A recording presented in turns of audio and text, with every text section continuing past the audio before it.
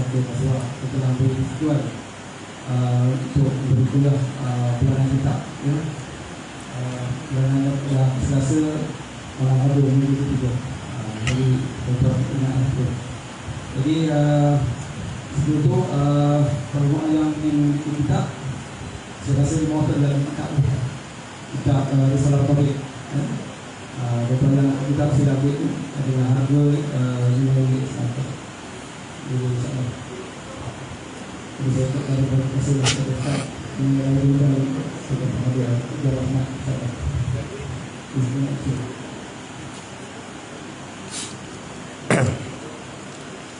Assalamualaikum warahmatullahi wabarakatuh.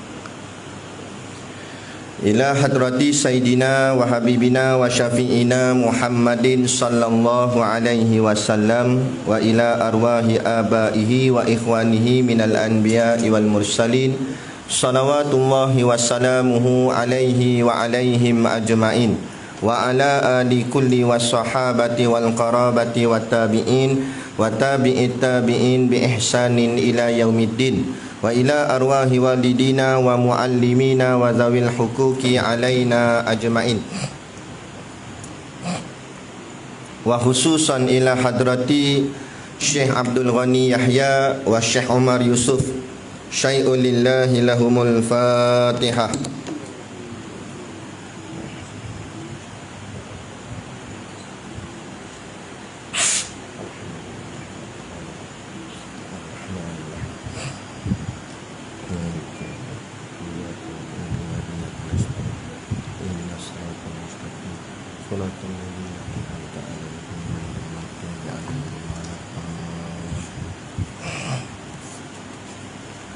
Bismillahirrahmanirrahim. Alhamdulillahi rabbil alamin. Wassalatu wassalamu ala ashrafil anbiya'i wal mursalin Sayyidina Muhammadin wa ala alihi wa sahbihi ajma'in. Subhanaka la ilma lana illa ma 'allamtana innaka antal alimul hakim. Rabbi shrah li sadri wa yassir li amri wahlul 'uqdatam min lisani yafqahu qawli. Wala haula wala quwwata illa billahil aliyyil azim. Amma ba'd. Qala Allah subhanahu wa ta'ala fil Qur'anil Karim. A'udzu billahi minasy syaithanir rajim. Wa minan nasi man yaqulu amanna billahi wa bil yaumil akhir wa ma hum bimu'minin. Shadaqallahul azim. Yang bermaksud wa minan nasi man yaqulu amanna billahi wa bil yaumil akhir. Dan di antara manusia ada yang berkata, kami telah beriman kepada Allah dan kepada hari akhirat. Wa ma hum bimu'minin, padahal mereka sebenarnya tidak beriman. Suratul Baqarah ayat yang ke-8. Pertama-tama sekali kita merafakkan setinggi-tinggi kesyukuran kehadiratillah subhanahu wa ta'ala yang dengan limpah dan kurnianya diizin oleh Allah subhanahu wa ta'ala pada kita pada malam ini untuk sama-sama kita memulakan pengajian berkitab kita, iaitulah kitab Risalatut Tauhid. Moga-moga pengajian ini akan terus berkekalan dan semogalah sehinggalah kita mendapatkan ilmunya secara khatam terhadap kitab ini, insya-Allah. Moga-moga dengan pengajian ilmu ini, khususnya ilmu akidah ini, akan membersihkan hati kita daripada segala iktikad yang salah, yang sesat, yang silap, sehinggalah Allah menerima kita sebagai hamba-Nya yang beriman dan ditempatkan Allah nanti di hari akhirat di dalam syurga-Nya, insya-Allah. Amin ya rabbal alamin.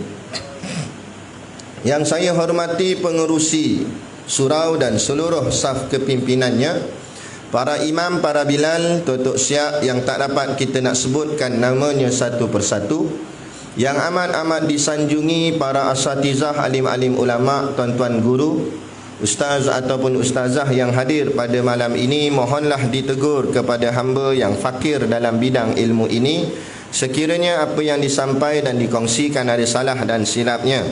Yang kita kasihi ayah-ayah, ibu-ibu, pemuda-pemudi, muslimin dan muslimat yang dirahmati Allah sekalian. Baik, malam ni kita akan bermula pengajian kitab kita, iaitu bernama Risalatul Tauhid. Saya berbackgroundkan pengajian pondok, maka cara bacaan kitab ni cara pondok.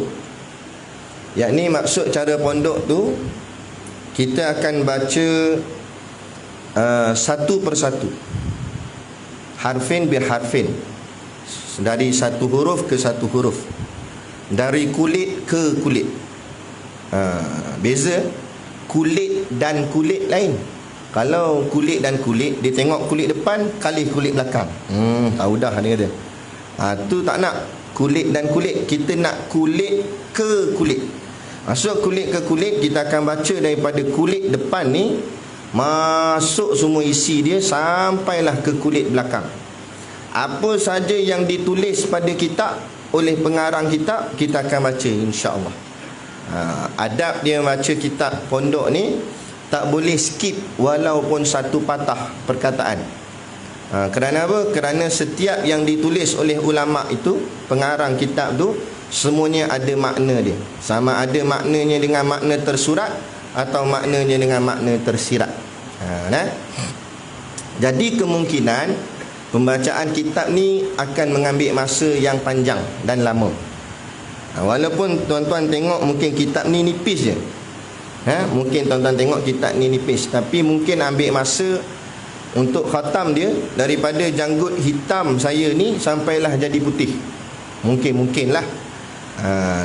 Tak tahu siapa khatam dululah, kitab khatam dulu ke kita khatam dulu, kan? Tapi bukan itu yang penting. Yang pentingnya kita mendapat ilmu di setiap pengajiannya. Walaupun lambat khatam, tapi setiap bicaranya kita faham betul-betul.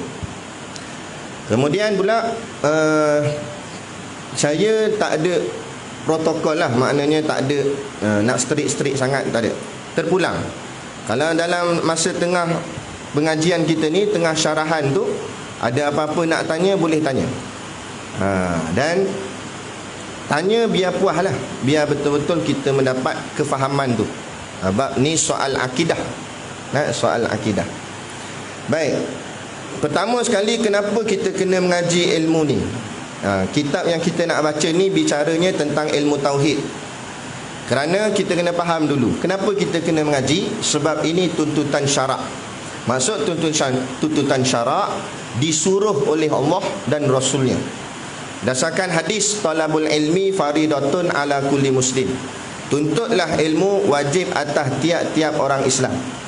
Maksud ilmu yang dituntut itu, ilmu yang disuruh mengaji itu 3. Ilmu tauhid, ilmu fiqh dan ilmu tasawuf. 3 ni tuan-tuan kena pastikan kita dah mula mengaji sebelum kita mati. Dalam kitab Hidayatus Salikin, pengarangnya Syekh Abdul Samad Al-Palembang, dia tulis dalam kitab tu, dia kata, siapa-siapa yang mati dalam keadaan tidak mengaji akan ilmu fardu ain, yakni tauhid, fiqh dan tasawuf, maka dikhawatiri matinya sebagai mati fasik. Tahu mati fasik? Siapa fasik? Fasik ni orang yang buat dosa besar. Contohnya minum arak, main judi, tikam nombor ekor, berzina, gitu. Jadi siapa-siapa yang tak mengaji masa hidupnya ilmu fardu ain, tauhid, fiqh dan tasawuf, dikhawatiri matinya sama taraf dengan mati orang berzina. Walaupun hidup dia tak pernah berzina sikit pun, pandang perempuan pun tidak, tunduk kepala bukan main. Dia tak pernah tikam nombor ekor, tak pernah berjudi, Setitik arak pun tak pernah masuk dalam mulut dia. Dia memang baguslah, dia tak buat benda maksiat, tapi sepanjang hidup dia, dia langsung tak mengaji ilmu fardu ain, maka orang ni sudah setara dengan orang kaki maksiat. Sebab apa ni? Ya, ulama sebut. Sebab apa? Sebab ini perintah yang disuruh. Makna wajib situ mayusabu ala fa'iluhu wa yu'aqabu ala tarikuhu. Buat dapat pahala, tak buat dapat dosa. Yang ni menuntut ilmu ni, kita mengaji ni boleh pahala, kita meninggalkan pengajian boleh dosa. Sebab tu jangan kita buat main dengan majlis ilmu, dengan pengajian kuliah. Walaupun majlis tu mungkin nampak biasa sahaja, tapi tuntutannya wajib. Malah tuntutan wajib tu lebih berat daripada tuntutan wajibnya semayang. Dalil dalam hadis Nabi kata, al-ilmu imamul amal wal amalu tabi'uhu. Ilmu itu imam kepada amal dan amal itu pengikutnya. Dan berdasarkan hadis itulah ulama kata boleh dilewatkan sedikit bahagian solat isyak, kerana solat isyak itu amal, sedangkan kuliah majlis ilmu itu bicara tentang ilmu. Maka hadis Nabi kata ilmu itu imam, amal itu makmum. Maka amal kena ikut ilmu, bukan ilmu ikut amal. Jadi kita beramal dah, tapi khawatir amalan kita tak berlandaskan ilmu. Bila tak berlandaskan ilmu, maka amal kita dikhawatiri ditolak oleh Allah Subhanahu wa taala. Dalam satu riwayat menyebut, la tasihhul ibadah illa ba'da ma'rifatil ma'bud. Tidak sah ibadat seseorang melainkan setelah dia kenal Tuhan yang dia sembah. Kita semayang, puasa, kita buat kerja-kerja ibadah, tapi kita tak kenal Tuhan yang kita sembah. Maka kata ulama, amalan itu tidak sah di sisi Allah. Yang ni yang kita khawatir ni. Sebab tu penting mustahak kita kena mengaji ilmu tauhid untuk ma'rifatullah, yakni mengenal Allah. Dia kenal dengan tahu tak sama. Ni malam ni kita mukaddimah je dulu. Kenal dengan tahu tak sama. Tahu, orang kafir pun tahu. Tanya orang kafir, Acong Mutusami, Acong itu Tuhan orang Islam apa nama? Dia boleh jawab tak? Boleh jawab Acong Mutusami, DAP boleh jawab. Dia jawab Allah, dia kata. Dia boleh jawab Allah. Dah kita tanya orang kita kak, siapa Tuhan orang Islam? Kita pun jawab Allah. Tiba-tiba kita tanya kepada orang kafir, Allah tu sifat dia macam mana? Agak-agak orang kafir boleh jawab lah. Dia kata, ayah, itu wa mana tahu. Itu lu tanya lu punya ustaz mah. Dia kata dia tak tahu. Kita tanya orang kita, orang Islam, Ahmad, Mat, nak tanya sikit lah. Itu Allah sifat dia apa? Ahmad boleh jawab. Tengok Ahmad pun ayah juga Ahmad. Ahmad pun tak boleh jawab. Dah, apa beza Ahmad dengan Acong? Situ beza dia. Sebab itulah Allah kata, kul hal yastawil ladina ya'lamuna wal ladina la ya'lamun. Katakanlah wahai Muhammad, adakah sama orang yang mengaji dengan orang yang tak mengaji? Tak sama. Orang mengaji dia kenal Allah, orang tak mengaji tak kenal Allah. Ada. Kita betul ibadat, tapi biar ibadat dengan ma'rifah. Kita tahu kenapa kita semayang, kita tahu kenapa kita berjuang, kita tahu kenapa kita berjihad. Semuanya kerana Allah. Barulah perkara yang kita buat itu dinilai di sisi Allah dengan nilaian yang tinggi. Kerana nilaiannya adalah nilaian ma'rifah. Itu penting. Saya cerita ni biar kita nampak dulu apa sebab pentingnya kita kena hadir kuliah, dengar majlis ilmu, khusus-khusus pula yakni berkenaan dengan ilmu akidah. Jadi bukan hanya kita datang sini saja-saja duduk nak tunggu sementara masuknya waktu isyak lama. Tak mau. Kita duduk sini, ya memang kita nak tunggu isyak, tapi niat hati kita nak belajar mengenal Allah. Baru kita akan dapat hasil. Jadi ini. Jadi kitab yang kita pilih, kitab tauhid ni banyak. Ada banyak. Tapi yang kita pilih iaitu kitab yang ada pada tangan tuan-tuan tu, nama dia Risalatul Tauhid. Kenapa saya pilih Risalatul Tauhid? Berdasarkan pengamatan saya lah dalam mengaji kitab-kitab pondok ni, saya rasa kitab Risalatul Tauhid ni antara kitab tauhid yang ringan, yang mudah untuk orang awam mudah faham, mudah hadam lah, mudah dia nak faham tu senang. Ada kalau di pondok-pondok, Tok Guru akan baca kitab Matan Umul Barahin. Itu standard.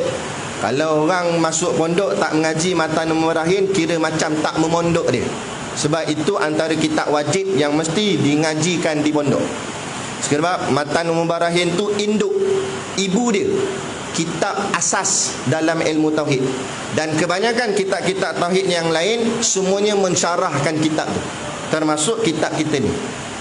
Jadi kalau saya bawa Matan Umul Barahin tu, dia kecil je, lagi kecil daripada ni, dan lagi nipis daripada ni, nipis je. Untuk makluman kita bersama, kitab ni, kalau kitab agama ni lagi tebal, kitab tu maknanya senang. Sebab apa? Sebab syarah dia semua ada dalam tu. Tapi kalau kitab tu nipis, lagi susah. Dia banding dengan bahagian akademik. Akademik tu kalau lagi tebal, lagi power lah. Nipis tak power. Dan kalau kitab agama ni lagi nipis tu lagi power. Sebab apa? Sebab dia halus, dia ringkas saja. Maka perlu kepada orang yang alim sungguh untuk baca kitab nipis, untuk dihurai. Dia buka yang kecil tu jadi besar. Kalau kitab tebal-tebal ni, maknanya semua isi dah ada dalam. Jadi mudah ajalah baca-baca gitu je. Sebab tu kitab Matan Umul Barahin tu nipis sangat. Jadi kitab tu payah sikit. Lagi-lagi kalau orang yang mula-mula nak memahami ilmu tauhid. Mungkin ada yang di sini dah mengaji dah sifat 20 sebagainya, tapi kita nak raikan juga, mungkin ada orang yang baru nak mengaji masalah yang berkenaan dengan pengajian tauhid, khususnya pengajian akidah ahli sunnah wal jamaah, iaitulah Asy'ariyah dan Maturidiyah, iaitu sifat 20.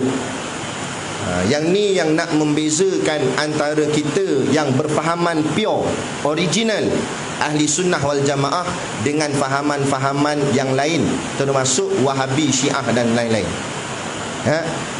Saya bagi tahu siap-siap, golongan Wahabi dia rot sifat 20. Dia tak sampai ada yang berani, Ustaz Wahabi dia ada sebut di Penang, Pulau Pinang. Dia kata apa? Dia kata ilmu bukan Pulau Pinang, di Perlis. Dia kata ilmu sifat 20 ni ilmu zaman pakai cawat. Makna nak maksudnya ilmu ni ilmu kuno, dah ketinggalan zaman dah. Seolah-olah dia nak maksudkan gitu. Dia memperlekeh. Jadi kita tak kira lah. Dia ilmu agama ni dengan ilmu akademik dia lain. Ilmu akademik lagi naik tahun, lagi hebat. Ilmu sains dulu dengan sains sekarang hebat lagi. Sains sekarang nanoteknologi. Sains dulu mungkin biasa-biasa je. Lepas tu kalau kita tengok perkembangan duniawi, zaman sekarang lagi hebat daripada zaman dulu. Contoh kereta hari ni lagi hebat daripada kereta zaman dulu. Itu duniawi. Tapi kalau ilmu akhirat, yang dulu lagi hebat daripada yang sekarang. Lagi naik, lagi kurang. Bukan lagi power, lagi kurang. Sebab apa? Sebab dulu lagi dekat dengan Rasulullah. Makin kita ni makin naik tahun, makin jauh dengan Rasulullah. Jadi orang yang dekat dengan Rasulullah pasti lagi hebat. Andai katalah kat tangan kita ada kitab yang dikarang oleh sahabat, kitab tu lagi tinggi. Sebab apa? Sebab dekat dengan Nabi. Sama juga dalam kita belajar mazhab Imam Syafi'i, kitab yang dikarang oleh Imam Syafi'i sendiri, itu kitab paling besar sekali. Nama dia Al-Um. Kalau kita mengaji ilmu fiqh, kitab-kitab yang sekarang ni dah turun. Begitulah dalam susunan bahagian agama ni. Sebab tu kalau boleh, biar kita mengaji kitab yang lama-lama. Kerana lagi lama, insya-Allah lagi berkat. Kerana lagi dekat dengan Rasulullah. Dia gitu nah. Baik. Jadi kita mulakan bacaannya dengan pembacaan tajuk kitab. Nama kitab ini Risalatul Tauhid. Okey. Nama dia Risalah At-Tauhid, atau kita sambungkan Risalatul Tauhid. Risalah ni apa dia? Risalah ni asal perkataan Rasin Lam. Rasin Lam Risal. iaitu dengan makna message ataupun sesuatu perkara yang nak disampaikan. Sebab tu perkataan Rasul juga diambil daripada perkataan Rasin dan Lam, menunjukkan bahawa Rasul itu menyampaikan message, menyampaikan risalah. Itu risalah. Risalah ni sesuatu yang ada di dalamnya isi yang sangat penting. Itu message yang penting. Jadi itu dipanggil risalah. Ini dipanggil risalah. Jadi maknanya ada message yang sangat penting. Apa message-nya? At-Tauhid. Tauhid ni bersumber daripada dua perkataan. Yang pertama iaitu dengan perkataan wahidun. Apa wahidun? Wahidun kita mengaji Arab. Wahidun artinya satu. Jadi wahidun satu, tauhid tu nak mensatukan Allah. Maknanya kita nak mengesakan Allah, nak mengiktikadkan dalam hati bahawa Allah tu satu. Ada juga yang kata tauhid ni berasal daripada perkataan ahada, alif ha dal, ahad, ahada. Waktu Sayyidina Bilal waktu diseksa, Sayyidina Bilal sebut apa? Ahad, ahad, ahad. Ahad tu maknanya esa, satu, satu, satu. Allah yang satu, Allah yang esa. Baik. Walaupun begitu, walaupun kita faham dari sudut terjemahan, tauhid itu asal perkataan wahidun ataupun ahad yang dengan maknanya makna satu. Tetapi ulama alam Melayu, ulama Nusantara kita ni belah sini berhati-hati dalam menterjemahkan perkataan tersebut. Maka ulama kurang gemar menggunakan perkataan satu. Nak kata Allah tu satu bukan salah, tapi kurang gemar perkataan satu tu. Sebab apa? Sebab takut jadi waham. Kerana perkataan satu tu, makna satu tu masih lagi boleh dibahagi dua. Kan? Satu kan boleh bagi dua.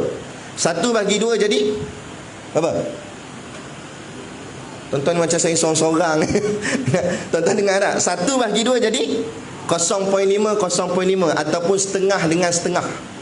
Jadi takut orang faham bila kita kata Allah tu satu, takut dia faham Allah yang satu tu boleh dipecah dua. Mana boleh pecah-pecah Allah? Maka suatu kebanyakan kitab-kitab lama, mereka tak kata satu, mereka guna perkataan esa. Esa tu. Jadi esa tu dengan makna solid terus dah. Tak boleh dipecah-pecah, tak boleh dibahagi-bahagi. Itulah asal perkataan dia. Tapi kalau orang tanya, bolehlah kita hurai. Selagi orang tanya Allah tu macam mana, kita kata Allah tu esa. Yalah, esa tu macam mana? Esa. Dah tahulah dah esa. Oh. Pening kawan tu. Tak apa cakap je lah. Esa tu maknanya satu. Tapi satu yang tak boleh dipecah-pecah. Barulah okey. Baru dia senang faham. Gitu nah. Risalatut tauhid. Jadi ini membicarakan ilmu tauhid. Dah kenapa satu? Kenapa esa? Dah kita kena esakan Allah baru Allah jadi esa. Dah. Maksud at-tauhid tadi ni mensatukan Allah atau menunggalkan Allah atau mengesakan Allah itu dalam arti kata lain di hati kita. Kebanyakan kita hati ni belum lagi mengesakan Allah. Ni kita takut. Belum betul-betul bulat dalam hati ni hanya Allah saja. Kata guru kami, Tok Guru Siddiq no, hati kita ni ibarat macam cawan. Lepas tu kita ambil bola pimpong, bola kecil tu kan. Okey, ada dua jenis bola. Satu bola tu warna putih, satu lagi warna hitam. Kata guru kami, kalau bola putih dah masuk dalam cawan, bola hitam tak boleh masuk. Kalau bola hitam masuk dalam cawan, bola putih tak boleh masuk. Maksudnya apa? Hati ni. Hati ni kalau masuk Allah, baru yang lain tak boleh masuk. Tapi kalau hati ni masuk yang lain, batu nak masuk Allah tak jadi. Jadi inilah tujuan kita mengaji ilmu akidah, ilmu tauhid. Sebab kita nak bawa keluar segala tok nenek yang ada dalam hati ni. Kosongkan hati, hanya Allah sahaja yang ada dalam hati.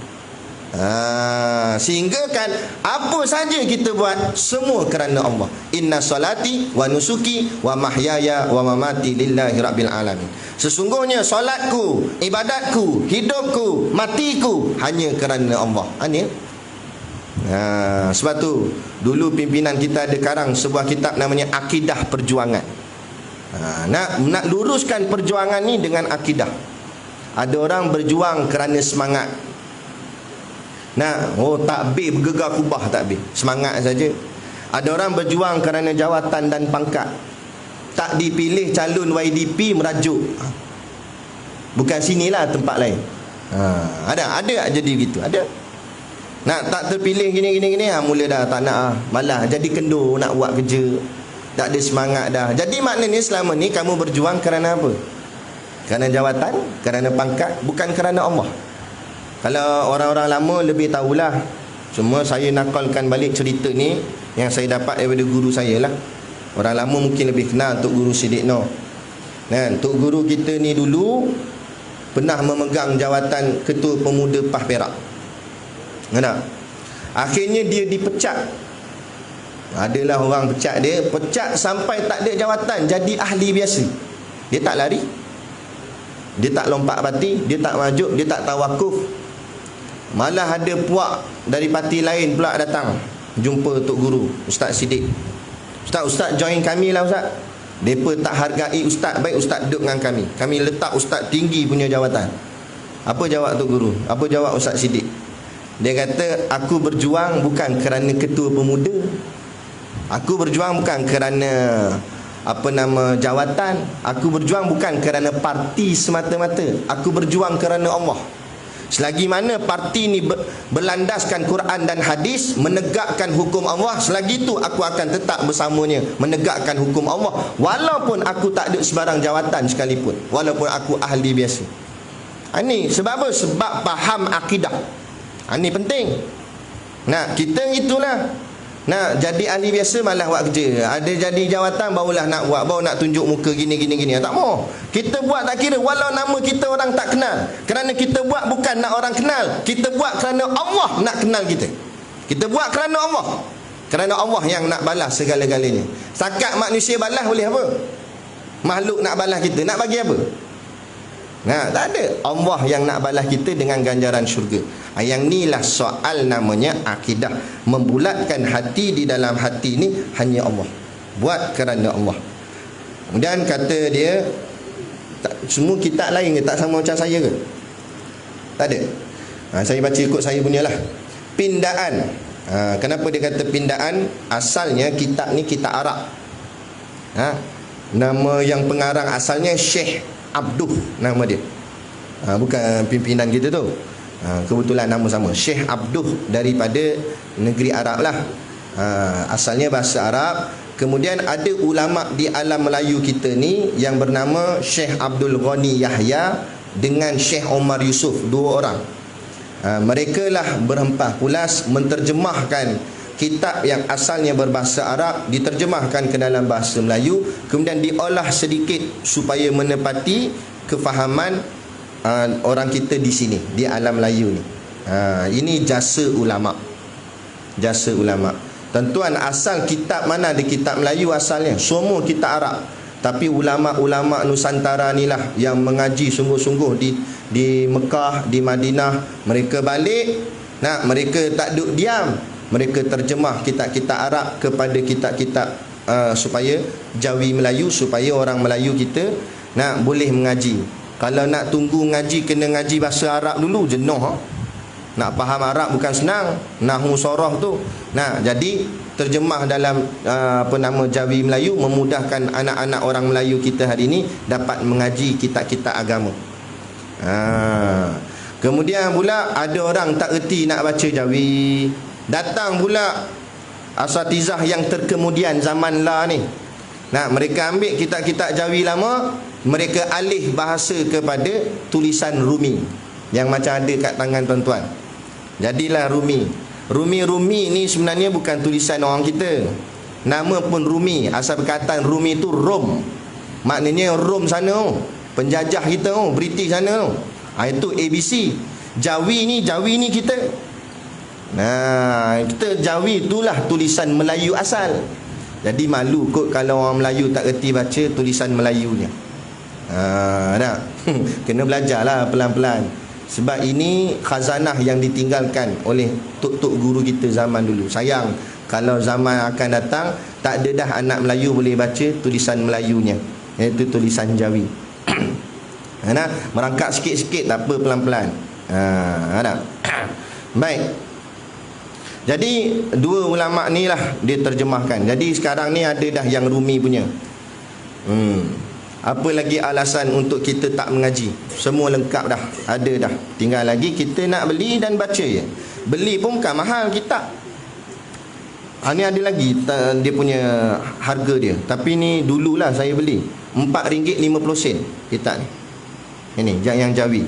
Yang Rumi ni yang kat tangan saya ni RM11.90. Motor kita kat luar mahal lagi. Betul tak? Nah, kereta kita mahal lagi kat luar tu. Tapi kereta dengan motor kita, siapa sini kereta dia dengan motor dia boleh bawa sampai ke syurga? Cuba bangun, tunjuk anak kunci dia. Tak ada. Tapi dengan mengaji yang RM4.50 ni, dengan RM11.90 ni, mengaji sungguh-sungguh, insya-Allah ilmu yang ada dalam dia ni boleh bawa sampai ke syurga Allah. Ada. Nah, jadi malu lah kita. Jadi kena tunjukkan kesungguhan. Bukan tunjuk pada saya, tunjuk pada Allah. Kalau betul kita nak syurga Allah, korbanlah. Bukan mahal sangat, kan? Biar ada setinggalan kita di rumah tu. Saat kita mati esok nanti, orang tanya anak, ayahmu tinggal apa? Mati ni tinggal apa? Ada lah. Anak kata ayah tinggal tu kitab Risalatul Tauhid. Ni tahan kira. Nah, ni ayah tinggal benda. Ayah tinggal radio lama. Nak buat benda radio lama? Nah, ni biar bahagian ilmu akhirat yang kita tinggalkan untuk anak cucu kita. Orang dulu-dulu gitulah. Saya balik ke kampung, mak lang saya kata, sebab saya tak sempat jumpa tok saya.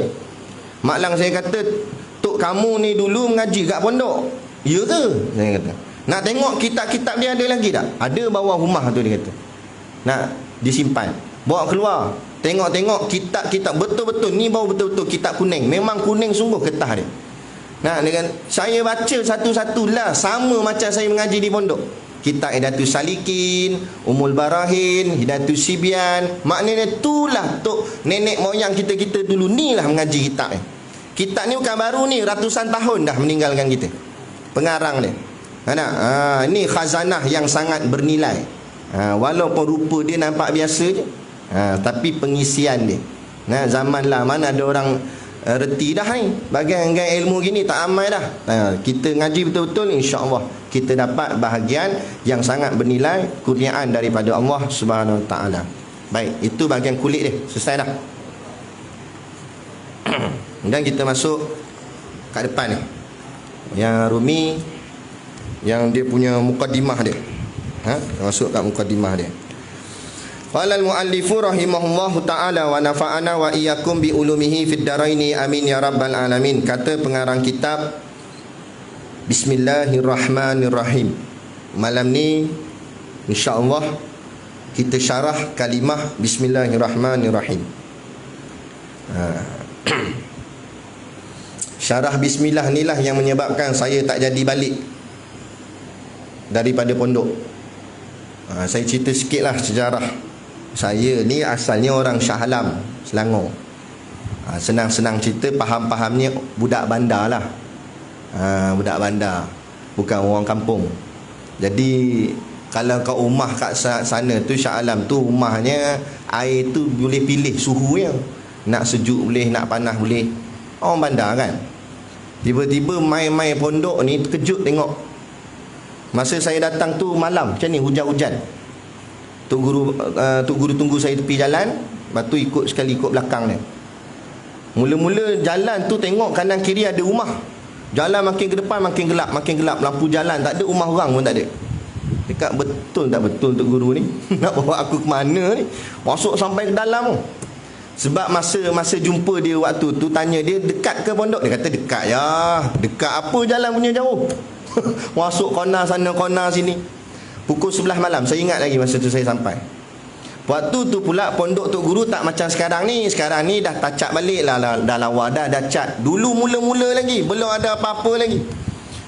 Masa tu sebab pondok tu tok guru tinggal lama, kat berapa belah tahun, kat 15 tahun lebih kurang. Tinggal lama, tak ada penghuni. Jadi macam-macam, pecah sana pecah sini. Nak keadaan itu. Sebab tu pula budak bilik pondok yang dekat dengan masjid dah penuh. Ada masa tu ada lebih kurang 9 orang kat situ.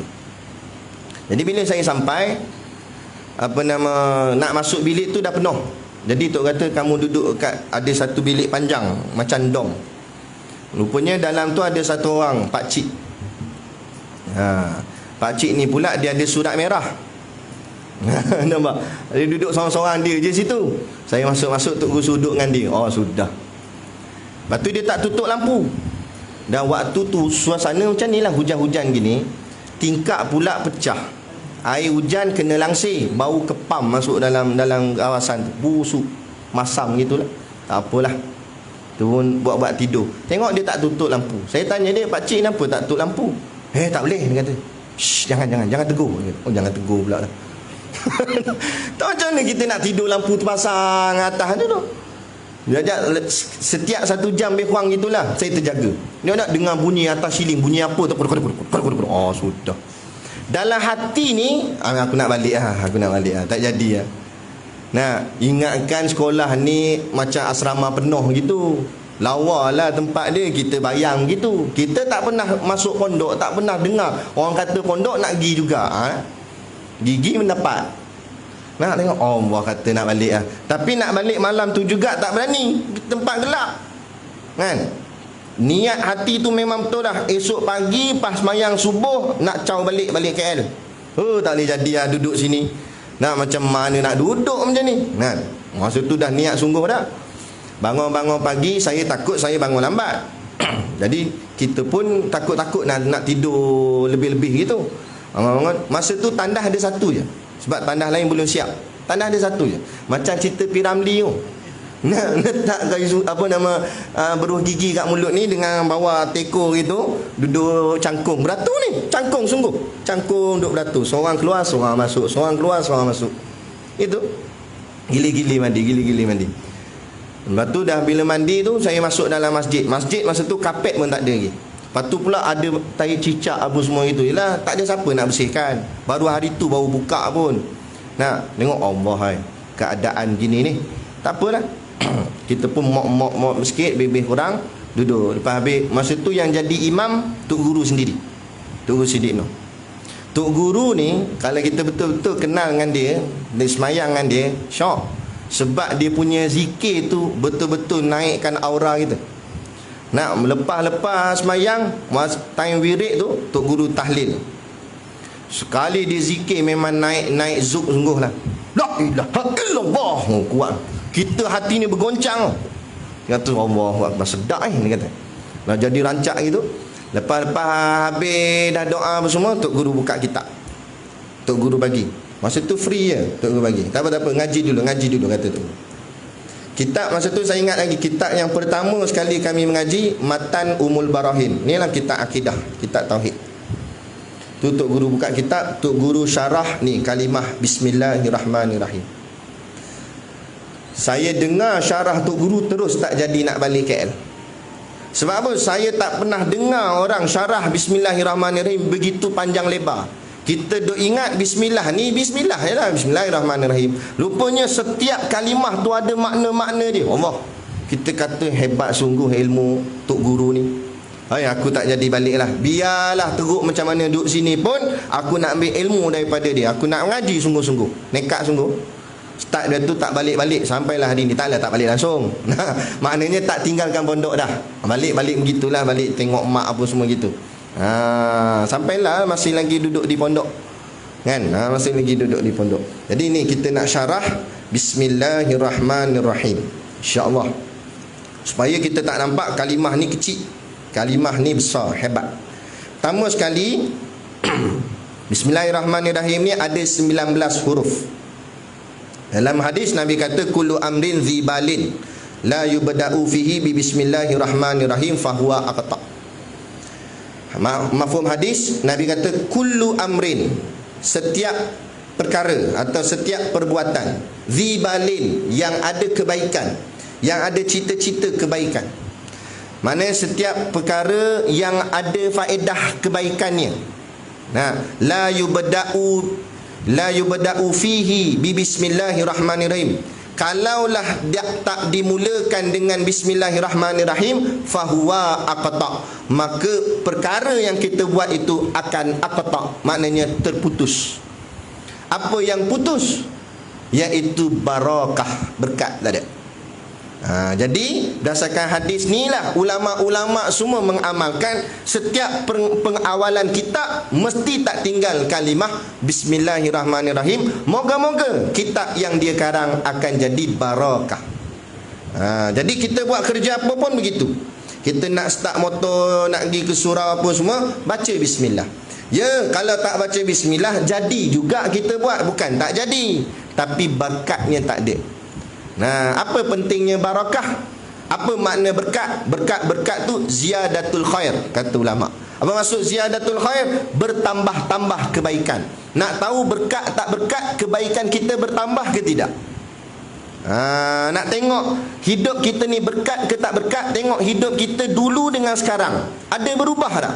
Ada tak semakin elok, semakin baik? Kalau semakin baik, itu tanda hidup kita ada keberkatan. Kalau tak sama je, mungkin kurang keberkatan. Tak, dulu elok lagi. Dulu pah lah ni pan. Contohlah. Nampak? Itu tandanya bukan sakat tak ada berkat. Tu namanya suwi namanya. Tak, sungguh nasib malang. Nak sebab apa? Jauh daripada rahmat Allah. Tu tak nak. Sebab tu biar kita buat dengan barakah, dengan berkat. Macam mana nak berkat? Antara amalan nak bagi berkat, mulakan setiap sesuatu dengan membaca Bismillahirrahmanirrahim. Start motor, nak masuk apa, kita nak tekankan kaki kan, nak bagi enjin start, sebut Bismillahirrahmanirrahim. Sebut gitu. Nah, kita tak boleh start baru nak sebut. Payah nak start, kawan pun datang. Tak baca bismillah kot. Lah, tak boleh start baru nak baca. La ilaha illallah. Tu masalah kita ni. Baca siap-siap lah. Supaya apa saja kita buat jadi berkat. Ada cerita tentang bismillah ni dalam kitab lah. Tapi bukan kitab ni, kitab lain.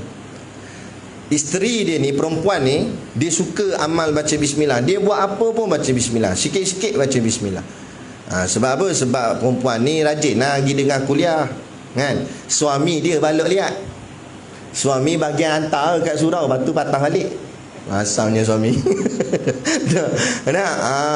Suami duduk rumah gitu je, goyang kaki. Sekali tu suami dia nak perkenakan bini dia. Dia nak perkena bini dia. Dia kata, bini aku ni sikit-sikit bismillah, sikit-sikit bismillah. Aku nak kena dia sekali, prank lah. Bahasa kita sekarang panggil prank. Nak prank dia, nak kenakan dia. Jadi suami dia pergi beli ular. Bukan ular mainan, ular sungguh. Kat Tanah Arab kan ada orang jual kat pasar ular itu. Dia beli ular sungguh, bawa balik. Dia boh kat dalam bekas tepung untuk nak buat roti. Bekas gandum. Dia boh dalam tu. Orang Arab kan makan gandum, makan roti. Dia boh dalam bekas. Lepas tu dia buat relax dekat depan kat ruang tamu. Bini pun balik, Assalamualaikum. Bini solehah. Assalamualaikum bang. Waalaikumsalam. Awak lambat sangat balik ni. Aku lapar ni, pergi masak.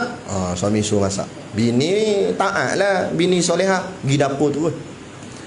Gigi dapur, dia buka tu tudung gandum. Gigi menjerit. Jerit. Suami kata, yes, kena dah. Ambil kau. Dia kata, padam muka. Suami jahatnya suami.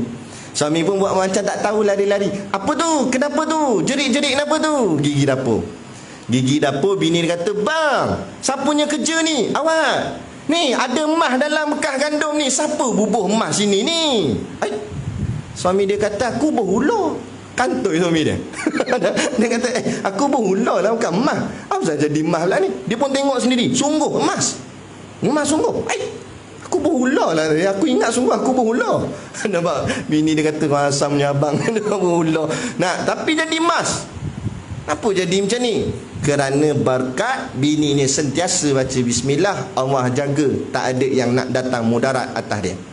Bini dia buka tu saji tu, penutup gandum tu, buka bismillahirrahmanirrahim, Allah tukarkan ular kepada emas.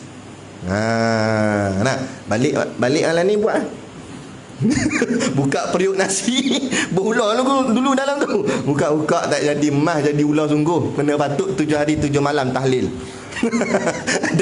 Dah lah, sebab kita baru nak amal. Dia amal lama dah jadi lazim dah mulut ni. Kita amal. InsyaAllah semuanya jadi berkat. Allah mudahkan urusan kita, kan. Kadang-kadang gitu, kita pergi hospital, kan. Macam dulu saya nak hantar ayah saya pergi hospital. Biasalah hospital parking susah nak dapat, kereta banyak. Kita baca masuk tu, masuk dia pagar hospital, baca dah Bismillahirrahmanirrahim, Allah mudahkanlah urusanku. Depan mata parking kosong. Orang lain duk pusing-pusing duk cari. Kadang-kadang begitu. Jadi kita buat, amalkan. Moga-moga Allah memudahkan segala urusan kita dengan kalimah yang suci ini. Jadi baik, Bismillahirrahmanirrahim ini sebenarnya dia ada 5 patah perkataan. Kita nampak macam satu je, ataupun mungkin ada yang nampak 4, tapi sebenarnya ada 5. Mana 5 tu? Yang pertama bi, yang kedua ismi tu, yang ketiga Allah, yang keempat Ar-Rahman, yang kelima Ar-Rahim. Dan insya-Allah kita akan hurai setiap satu. Jadi kita tak masuk lagi isi kitab, kita nak syarah bismillah ni je. Saya tak boleh langkau sebab adab ni macam tu. Adab baca kitab mesti macam tu. Okey, baik, mula sekali kita nak syarah bi tu dulu. Bi tu maknanya dengan. Dia tak boleh jadi baris atas, tak boleh jadi baris depan, kerana dia haraf ma'ani. Itu panjanglah dalam ilmu alat, kena mengajilah ilmu alat. Dia memang tetap dah keluar-keluar tu, memang dia duduknya dengan kasrah, yakni dengan sebutan bi. Bi tu maknanya dengan. Kalau kita baca Quran ke atau baca hadis mana-mana, nampak ada perkataan bi, boleh jadi situ maknanya dengan. Kebanyakannya begitu. Contoh, a'udzu billah, nampak? Aku berlindung dengan Allah. Bismillah, dengan nama Allah. Jadi bi tu maknanya makna dengan. Cuma dalam makna dengan tu ulama membahaskan, sebenarnya panjang ni, saya ringkaskan aja, tapi sebenarnya panjang lebar. Dalam bab syarah basmalah ni, dia ada kitab khas dia. Dengan tu ulama perbahaskan tentang fungsi dengan tu. Apakah fungsinya? Maka ulama membahaskan fungsi ba di situ atau bi itu dengan itu ialah bi yang bernama musahabah, yakni kebersamaan. Kebersamaan untuk mendapat tabarruk, yakni berkat. Jadi bila sebut dengan, maknanya dengan keberkatan. Maksudnya macam tu. Jadi kita buat apa-apa, kita baca bismillah, maknanya beroleh perbuatan kita tu dengan keberkatan daripada Allah. Tu maksudnya musahabah tadi tu. Itu bi tu, dengan. Kemudian kita beralih pada kalimah yang kedua, yakni sin dan mim tu. Okey, baik. Ni saya terang je dulu. Asalnya adalah ismun, alif sin mim. Asal dia ismun, itu asal dia. Kenapa dia jadi macam ni? Baik, asalnya ismun, kemudian sebabkan ada huruf ba tu, baris apa pun akan bertukar jadi baris bawah. Ni hukum dia lah, hukum dalam tata bahasa Arab. Namanya haraf jar. Ba tu adalah haraf jar. Bila ada je haraf jar, isim selepasnya wajib baris bawah, maka jadilah ismin. Asalnya ismun baris depan, tukar jadi ismin baris bawah. Okey. Kemudian pula perkataan ismin tadi tu dengan maknanya makna nama. Nama tu tak selesai ayat dia. Sebab kalau kita gabungkan bi dengan ismin tadi, baru maksudnya dengan nama. Nama siapa orang tanya. Maknanya ayat tu tak lengkap. Ayat Arab ni dia kena lengkap, dipanggil mufidah dalam matan jurumiyah. Jadi makna kata dengan nama tu tak lengkap. Bila tak lengkap, maka perlu dilengkapkan. Nama tu nama siapa? Maka diletaklah Allah dengan nama Allah, maka barulah ayat tu lengkap. Sebab tu kata ulama, serengkas-rengkas bismillah, kita baca bismillah aja. Walaupun tak baca Ar-Rahman Ar-Rahim, boleh pahala dah, sebab dengan bismillah itu sudah lengkap ayat dia. Cuma afdal baca penuh lah Ar-Rahman dan Ar-Rahim. Jadi bismillah dengan nama Allah. Jadi bila nak letak Allah, maka Allah tu dipanggil mudhafun ilaih. Mudhafun ilaih ni yang kena sandar. Adapun ismin tadi sandar, namanya mudhaf dalam bahasa Arab. Mudhaf dan mudhafun ilaih. Syarat nak jadi mudhaf, kena buang alif lam dan kena buang tanwin. Alif lam memang tak ada dah, tapi tanwin ada, jadi ismin tadi tu. Jadi dibuang tanwin, min tu jadi mi. Jadilah dia ismi. Masuk kepada Allah, dan hukum mudhafun ilaih wajib baris bawah. Sebab tu perkataan Allah itu barisnya bawah, Allahi, baris bawah, sebab dia mudhafun ilaih. Kemudian macam mana alif tu boleh tak ada? Alif tu dihazafkan, kata ulama, kerana orang Arab payah nak menyebutnya bi ismi, macam tu tak boleh. Maka alif tu dihilangkan, kemudian disambungkan, jadilah bismillahi. Tu asal-asal dia, berubah gitu. Faham ke? Apa dia? Apalah ustaz ni merepek, dia kata. Tak payah faham. Tu ustaz cerita tu nak bagi faham. Nah, jadi maksudnya sini, ilmu ulama dengan kita jauh tersangat-sangat. Sebab ada di antara kita yang merasakan dia dengan ulama tu setaraf. Nah, kalau setaraf, hurailah bab baris ni. Pada bagi ilmu ulama, bahagian baris ni panggil i'rab. I'rab ni kacang bagi dia. Sebab tu ulama boleh baca kitab Arab yang tak ada baris. Bagi kitab panggil kitab gondol, kitab botak. Kitab tu tak ada baris, dia boleh baca.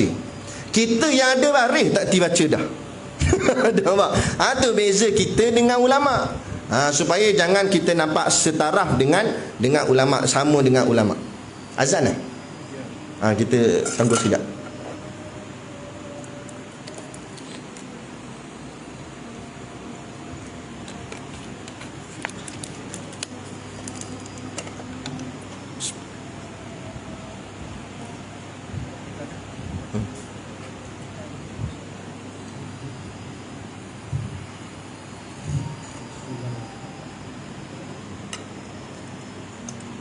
Allahu Akbar, Allahu Akbar,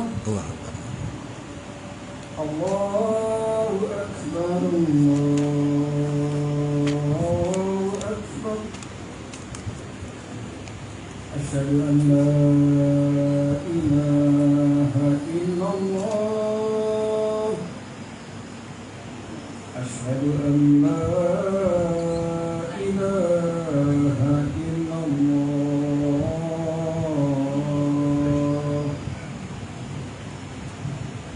asyhadu anna Muhammadar Rasulullah, asyhadu anna Muhammadar Rasulullah.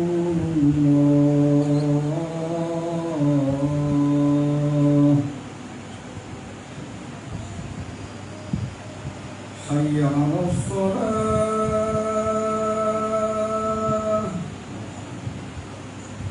hayya 'alas shalah.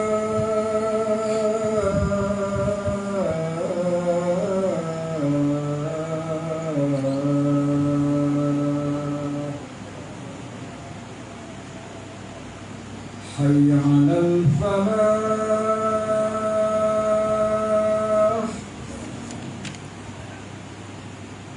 hayya 'alal falah.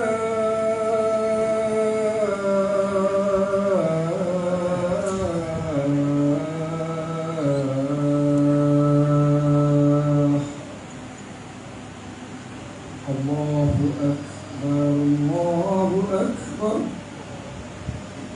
La ilaha illallah.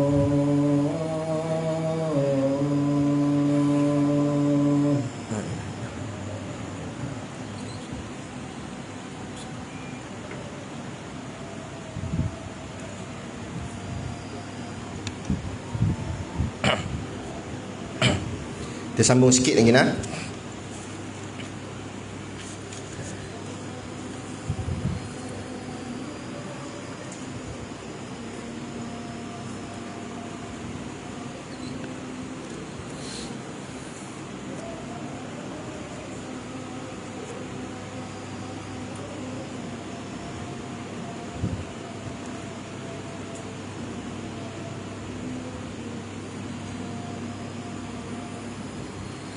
Baik. Bismillah, dengan nama Allah. Kemudian pula perbahasan ulama mengatakan bahawa pada bismillah itu ada muta'allaq. Ni bahasa kitab lah, saya mudahkan untuk orang awam faham senang. Ta'allaq ni maksudnya Yalah, bibi ni dengan ni biasanya dia adalah kata sendi. Macam kita bahasa Melayu juga, perkataan dengan bukan di depan, patutnya di tengah. Kan, contoh macam kita buat ayat, saya pergi ke kedai dengan menaiki basikal. Betul. Tiba-tiba kita tulis dengan menaiki basikal saya pergi ke kedai. Cikgu pun tulis bawah tu, dengan ini sila jumpa saya. Sebab makna susunan dia tak kena. Sebab dengan tengah. Tiba-tiba Allah buat pada perkataan bismillah ni dengan tu di depan. Maka jadi persoalan, sebenarnya dengan ni depan ke macam mana? Maka ulama jawab, dengan ni bukan di depan tapi di tengah. Bila dengan ni di tengah, maknanya apa depan dia? Tu panggil muta'allaq dia. Jadi depan itu adalah ulama huraikan panjang lebar, saya ringkas-ringkaskan aja. Maksudnya di depan dengan itu akan niat kerja buat kita. Contoh kita nak makan. Nak makan tu mesti ada niat di hati kita. Niat ni maksudnya bukanlah masih usolli tu, tetapi niat ni maknanya gerak hati. Hati tu teringin nak makan, tu niat dah tu. Niat kita nak makan. Dia beza niat dengan tak niat. Kalau tak niat itu tak sengaja. Macam tersadung. Tersadung kan niat. Ada orang niat nak tersadung. Dia nampak kayu depan dia, sahaja aku nak tersadung. Dia pun buat langgar jatuh. Tu kan. Nah, tersadung ni benda tak sengaja, spontan. Itu baru dipanggil tanpa niat. Lepas tu kan kalau mahkamah kata bunuh tanpa niat, maknanya dia tak sengaja nak bunuh. Lepas tu dengan niat maknanya dengan gerak hati. Jadi macam kita nak makan, mesti kita gerakkan hati kita, aku nak makan. Aku nak makan tu lafaz yang ada secara takdir di dalam hati. Kemudian kita pun baca bismillahirrahmanirrahim. Maka disambungkan, jadilah aku nak makan nasi dengan nama Allah. Tu sebab dia dengan kat situ. Jadi sebab tu Nabi ajar kita, buatlah apa pun tadilah, kullu amrin zibalin, setiap perkara yang ada kebaikan, yang ada manfaat, bacalah bismillah. Kerana ayat tu dia akan bersambung gitu. Nak minum air, saja aku minum air dengan nama Allah. Kita nak pergi start motor, aku naik motor dengan nama Allah. Dengan nama Allah itulah, tadilah kita sebut dah, B itu dengan makna musahabah tadi, tabarruk maknanya dengan keberkatan daripada Allah. Jadi bila orang tu dia mengamalkan bacaan bismillah dalam apa kerja buat dia yang baik-baik, maka jadilah apa dia buat dengan keberkatan daripada Allah. Tapi pastikan ianya perkara yang baik sahaja. Jadi persoalan yang timbul, apa tu perkara baik? Sebab sebut baik nampak umum sangat. Baik tu apa dia? Baik tu ada dua perkara yang disenaraikan oleh ulama. Nak tahu perkara tu baik ke tak baik, ukuran dia dua. Pertama, perkara yang baik pasti perkara itu bermanfaat. Perkara yang baik pasti perkara itu bermanfaat. Apa makna manfaat? Dalam kitab Idatul Salikin, Imam Ghazali sudah sebutkan situ. Syekh Abdul Somad nakalkan sahaja. Makna manfaat, ma yazidu fi khaufika minallahi ta'ala. Apa-apa perkara yang kalau kamu buat menambah takutmu pada Allah, tu manfaat tu. Kita buat apa-apa kerja, kalau kita buat tu kita jadi rasa takut dengan Allah, manfaat. Kita pegang jawatan, sebagai menteri agama ke, exco ke, apa-apa jawatan lah, pegang jawatan tu bukan syok, bukan jadi rasa gah dak, tapi pegang dengan rasa takut pada Allah, takut tak melaksanakan perintah Allah. Dengan takut tu maka jadi manfaat. Jadi manfaat, akhirnya jadi mudah dia nak menguruskannya. Pegang jawatan sebagai apa? Pengurusi surau ke, pengurusi masjid ke apa, tak kira lah. Pegang jawatan tu bukan kita nak bangga diri tak, tapi pegang dengan amanah daripada Allah, rasa takut pada Allah, takut kita tak laksanakan seperti yang Allah nak, maka perkara tu akan jadi manfaat pada kita. Itu makna manfaat. Yang kedua, kebaikan. Yang dikatakan kebaikan itu, yang pertama tadi manfaat.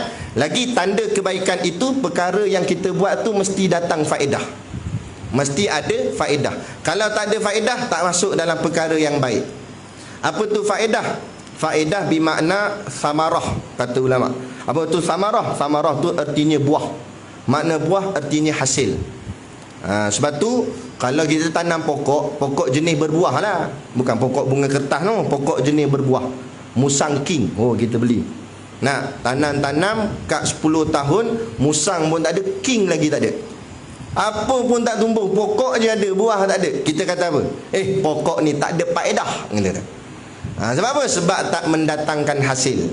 Bila ada hasil baru ada faedah. Maka faedah tu maknanya hasil. Jadi perkara yang baik ialah perkara yang berfaedah, perkara yang mendatangkan hasil. Mana hasilnya? Hasilnya hasil akhirat. Dunia tempat bercucuk tanam, akhirat tempat menuai hasil. Jadi makna perkara yang berfaedah, kita buat benda tu kat sini, pahala dapat kat sana. Mana berfaedah lah tu. Tapi kalau kita buat satu benda kat sini, tak mendatangkan pahala di hari akhirat, dia tak masuk dalam perkara berfaedah. Faham? Macam kita ngaji ni, dapat pahala sana? Dapat. Tu. Kalau kita tengok bola, ada geng fanatik bola kena dah, dia kata. Tengok, adakah dengan tengok bola tu pasukan kesukaan kita tu, apa Perak ni apa? Gaurus apa benda? Kan? Dia sepak-sepak, boom, bola masuk gol. Adakah menambah pahala kita di hari akhirat? Tambah pahala tak? Kalau tambah pahala tok guru duduk depan sekali. Gini, masuk gol, masuk tok guru. Nah, sebab tak ada faedah, mana ada ulama pergi situ? Mana perkara tu tak ada faedah. Tapi adakah larangan Ustaz? Tak larang. Cuma dia jadi lara. Bila barang tu barang lara, janganlah lebih-lebih. Sikit-sikit bahagian nak cuik hati jadilah. Sikit-sikit sudah, minat sikit-sikit gitu sudah. Jangan fanatik sangat ni sampai conteng pipi. Nak kuning hitam ni. Balik-balik lupa nak sapu, masuk surau ni, orang pun menjerit tengok. Ingatkan hantu mana? Ada lah siap conteng-conteng muka apa jadah. Nah, minat gitu sudahlah. Ni lebih-lebih tak mau. Jadi perkara yang tak ada faedah, tak payah nak lebih-lebih sangat. Dia tak ada faedah, tak mendatangkan hasil di hari akhirat nanti. Jadi dua perkara ni, ada manfaat dan ada faedah. Perkara tu disebut dalam kumpulan perkara yang baik, zibalin. Maka perkara yang baik, kata Nabi, pesan Nabi, mulakan dengan baca bismillah. Sekarang soalan saya, nanti dulu, faham tak faham? Kalau faham saya nak tanya, rokok tu ada faedah ke tidak? Tak tanya je, tak kata apa. Ada manfaat ke tidak? Balik pada makna manfaat tadi. Manfaat ni menambah takut. Adakah dengan isap rokok tambah takut dengan Allah? Ada dengan isap rokok tadi mendatangkan pahala nanti di hari akhirat? Tak. Saya tak kata haram, tapi saya kata dia tak masuk dalam faedah pun tak masuk, manfaat pun tak masuk. Bila tak masuk, dia tak masuk dalam kumpulan yang dikatakan baik. Sebab tu tak ada orang isap rokok baca bismillah. Ada? Nak letak rokok sini, lepas tu nak bakar bismillahirrahmanirrahim. Dah ada gitu? Dah.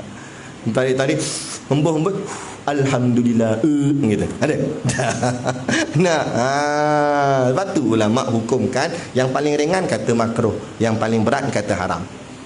Jadi tinggalkanlah, sebab dia tak mendatangkan manfaat dan tak mendatangkan faedah. Sekalipun katalah dia tak haram sekalipun, kita nak ambil pandangan yang ringan, tapi dia tak masuk dah dalam manfaat dan faedah. Jadi buat apa? Buat perkara yang tak ada manfaat dan faedahnya. Jadi itu bismillah. Jangan marah lah. Saya dulu pun tegar isap rokok, tapi alhamdulillah masuk pondok ni kita berhenti terus. Sampailah sekarang tak langsung tak isap dah. Cerita bab rokok ni saya nak ada cerita sikit. Boleh lanjut sikit? Boleh. Tak isap rokok dia kata boleh. Cerita isap rokok ni di apa ni, orang budak mengaji pondok. Jadi tok guru pun dia mengajarlah cerita tentang perihal syurga. Tok guru kata minta apa pun ada kat syurga. Mintalah, nak minta apa pun, semua ada. Semua kamu dapat. Tiba-tiba satu orang anak murid dia tanya soalan kat guru dia. Tok guru, sebab tok guru kata minta apa pun ada, saya nak tanya, nanti dalam syurga boleh tak makan babi? Pula dah dia tanya nak makan babi. Tak adalah Tok Guru, sebab masa hidup kat dunia ni duk tengok kawan-kawan makan babi macam sedap je, dia kata. Dia kata tengok orang kafir makan, dia kata. Dia tak tanya ada tak? Kata Tok Guru kata dah kan. Dalam syurga semua ada, semua boleh, tak ada dah halal haram. Tak payah kata babi, bapak babi boleh. Wak siap wak celup tepung ni. Nah, tapi kamu teringin tak teringin je lah, dia kata. Kan? Tak apa. Okey, baik. So anak murid kedua pula bangkit. Tok Guru, saya tak ada sampai nak makan babi apa punya member, dia kata. Nah, tapi saya nak tanya lah, dalam syurga nanti boleh tak minum arak? Jenama timah. Tak boleh tak nak minum arak? Sebab tengok macam sedap dia tu. Cerita kungfu apa tu, kungfu mabuk je kican tu, macam layan je, kata. Nak tanyalah, boleh ke tak dalam syurga? Kata Tok Guru, kata dah kan. Dalam syurga apa semua boleh. Dah tak ada larangan dah. Tak payah kata kamu nak minum arak sebotol, selori boleh. Tapi arak di syurga tidak memabukkan, kata Tok Guru. Okey, puas hati lah. Datang anak murid yang ketiga ni pula. Dia kata, saya tak tergamak nak makan babi, tak tergamak nak minum arak. Saya cuma nak tanya Tok Guru. Tok Guru jawab betul-betul, dia kata. Saya kat dunia ni kebiasaan saya isap okok. Jadi saya nak tanya, dalam syurga nanti boleh tak boleh saya nak sambung isap okok? Sebab dia perokok tegar sampai ke syurga nak isap okok lagi. Tok Guru pun diam lama. Tadi yang dua soalan tadi Tok Guru jawab cepat, laju je Tok Guru jawab. Tapi yang ketiga punya soalan ni Tok Guru menung lama. Payah sangat ke soalan ni, anak murid dia kata, sampai tak boleh nak jawab terus Tok Guru ni. Tok Guru macam mana, apa jawapan? Tok Guru pun angkat kepala, dia pandang, dia kata, memang kat syurga semua ada, semua boleh. Tapi kat syurga tak ada api, kata. Jadi macam mana nak bakar okok tu, dia tanya. Dia tanya Tok Guru dia. Itulah api kat neraka. Kalau nak bakar kena pergi sana. Nak kata berat tak berat je. Jangan marah. Jadi pelan-pelan kita cuba ubah diri kita, tinggalkanlah. Tak ada barang faedah perkara tersebut. Mendatangkan batuk aja dah.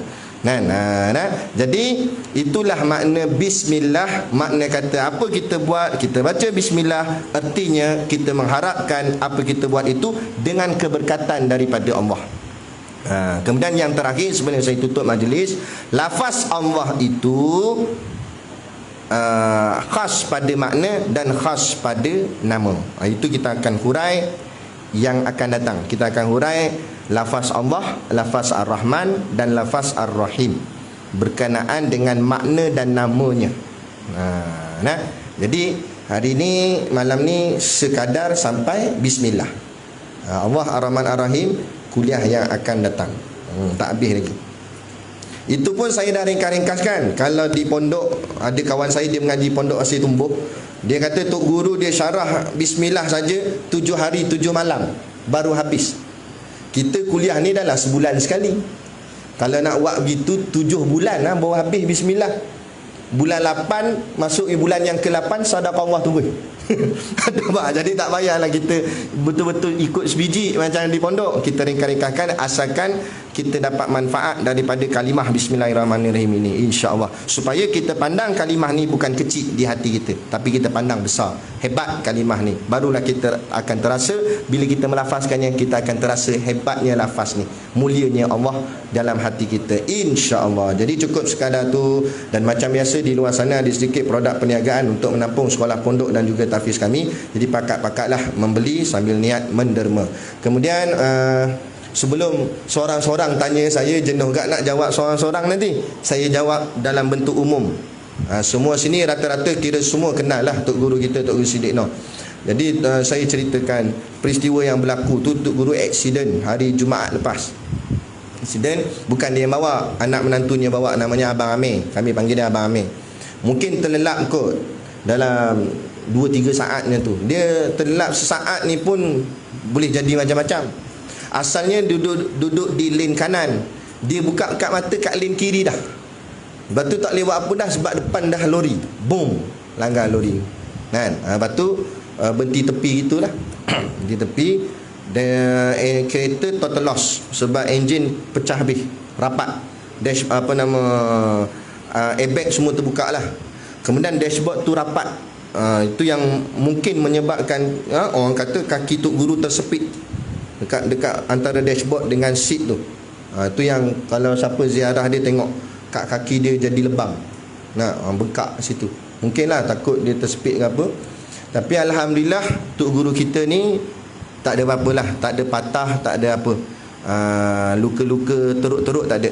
Cumanya sakit badan lah. Mungkin sebab hentakan kan. Benda tu walaupun sekejap jadi, kita tak tahu dia terantuk ke apa kan dalam suasana tu. Jadi badan-badan dia ada yang lebam-lebam. Mungkin kesan daripada impak dia tu tadi, terlanggar apa-apa ke dalam kereta tu, terantuk sebagainya, yang menyebabkan dia mula-mula balik tu dia tak boleh nak makan nasi, nak angkat tangan pun sakit, terpaksa orang suap. Sekarang ni dah tengok dia dah boleh jalan pelan-pelan apa semua. Cuma dia bagi tahu kat saya tadi, bila dia batuk ke bersin, dada dia sakit. Mungkin tak tahulah, dia kata mungkin seat belt tu, seat belt ni bila tersentak gini, dia tekan kuat badan kita ni. Jadi mungkin kat situ efek dia. Jadi bila dia nak batuk ke nak bersin ke, dia ditangkap kat urat sini. Dia kata sakit sangat. Seolah-olah macam kalau boleh tak nak batuk langsung. Sebab bila batuk sakit sangat, dia kata. Itulah yang tu yang yang berlaku kat dia lah. Dan sekarang ni Tok Guru masih lagi rehat, tak boleh nak kuliah lagi lah. Itu pun masa dia dah boleh jalan, dia nak kuliah. Kami pesan lah Tok Guru rehat lah, lebih kurang seminggu ke apa, 2 minggu ke, rehat lah dulu, tak apa kan. Tak payahlah. Dia kata tak, anak nak pergi kuliah ni. Dia kata nak pergi kuliah. Tok Guru sakit, kami cakap. Dia jawab mana? Dia kata umat lagi sakit. Tak boleh kata apa lah. Semangat juang dia tinggi. Dia bersungguh-sungguh dalam bidang dakwah. Itulah Tok Guru yang kita kenal, Ustaz Siddiq Noh kan. Daripada muda sampailah masih lagi terus bersungguh-sungguh mempertahankan agama Allah. Moga-moga kita semua boleh bantu perjuangan beliau, insya-Allah. Jadi itulah sedikit sebanyak berita yang saya kongsikan kepada tuan-tuan semua berkenaan dengan keadaan guru kita, insya-Allah.